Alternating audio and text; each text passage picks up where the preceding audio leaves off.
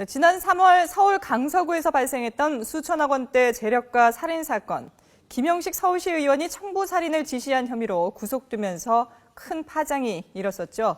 그런데 같은 지역에서 같은 시기에 건설업체 사장이 청부 살해된, 그러니까 비슷한 사건이 또 벌어졌습니다. 취재기자 연결합니다. 정유진 기자.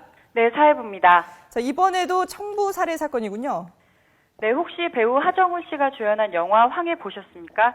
여기서 하정우 씨는 살인을 의뢰받고 중국에서 한국으로 건너온 중국 동포를 연기했는데요.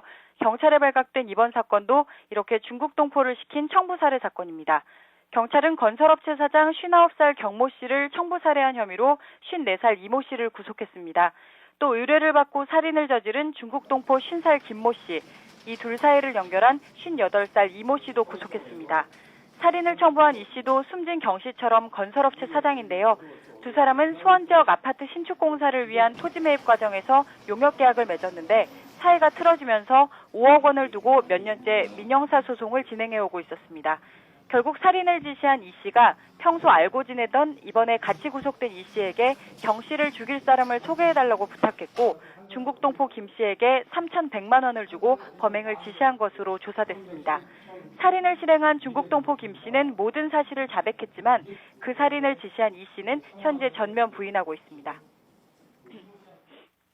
네, 앞서도 얘기했지만 이번 사건 같은 경우에는 지난 3월에 김영식 서울시 의원 사건과 아주 유사해 보이는군요.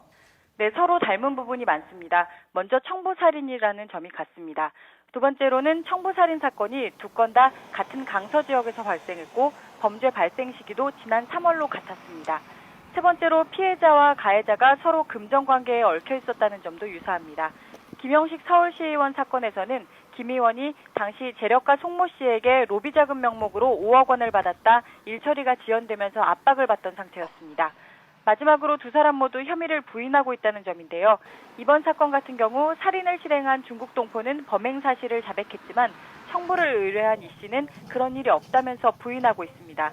김 의원도 오는 20일 국민참여재판을 기다리고 있는 지금까지 모든 혐의를 강하게 부인하고 있는 상태입니다.